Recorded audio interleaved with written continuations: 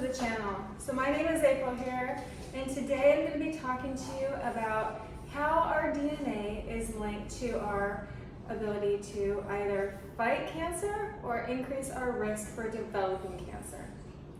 So when we talk about DNA, the DNA is the character of every single cell within our body. And that is, they each have their own specific character, and that is to, like, the liver cells have their own liver, they have their own DNA and their own job for that particular organ. And same throughout our entire body. So each cell is composed of a DNA molecule. Now, there was a study done, and they gave a group of men who were in the military. One group had, they all had the same burrito. One was made with meat, and after the meat, there's about 6 participants, and after they did a blood draw. Now, on each participant, they showed that their blood came up cloudy after the blood draw, after they had consumed the burrito with meat. All 6 participants had cloudy blood. And they came back a week later and they did another study. They did another test where they gave them a vegan burrito. That was with, like, beans and avocado and just a vegetable burrito. And they tested their blood. Now after they had that burrito, their blood was clear. So it was crystal clear. So in the group that had the meat, it showed which was a carcinogen.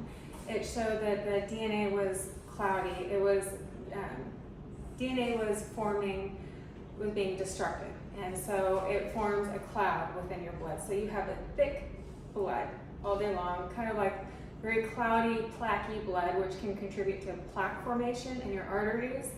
And in addition to this, if we don't have enough fruits and vegetables in our body to offset that DNA destruction, over time, the DNA is not able to repair itself, which can, eventually lead to cancer or disease. So, you have the DNA, and each DNA molecule is going to replicate. So when it replicates, it needs to form a copy of itself. Well, if it's forming a copy of a destructed DNA cell, that is essentially can form cancer. It's replicating into a cell that is not original to its true form. It's taken on a new character, which is a defective character. So we don't want that.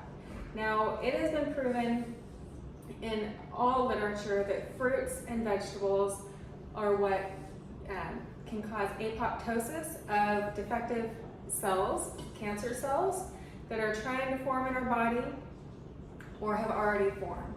So it stops the cancer growth, it repairs DNA. So when we talk about just eating an apple or having some watermelon, it's not just I'm just having a piece of fruit. It's actually I am contributing to the longevity of my life. This is medicine to my body, and I am not going to be having DNA destruction in my body today. I am healing. So when you eat an apple, an apple a day keeps the doctor away. Well, you know what it does. And watermelon, it's so hydrating, and all fruits have different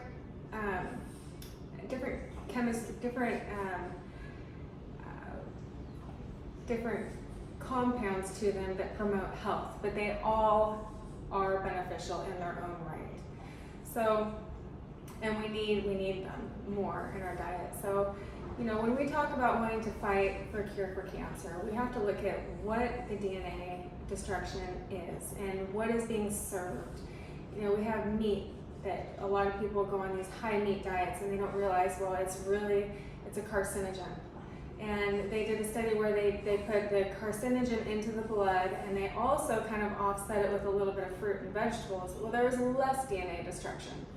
So it offset it some, however, there still was that destruction. And if that cell is able to replicate itself when it's damaged, that is where cancer can form. And these defective cells try to replicate uncontrollably because they're not in its true state.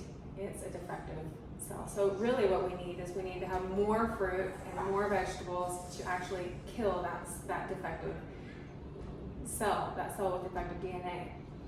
So there's so many carcinogens that are being served in our community. You know, we go to the grocery store, you go down, anything that's processed, anything in a package, anything with meat, cheese, dairy, these items are going to contribute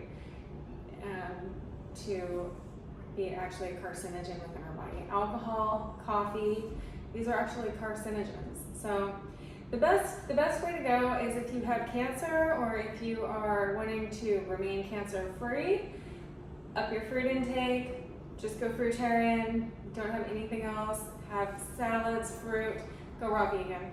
That's the only way. And a best way to kickstart this method is, I say, the 21 days, and that's called Daniel's Fast 21, where you have nothing but raw fruits and raw vegetables for 21 days. And you're really going to establish this pattern of living and reset your taste buds. So I wish you the best. Bye. I have my phone. There we go.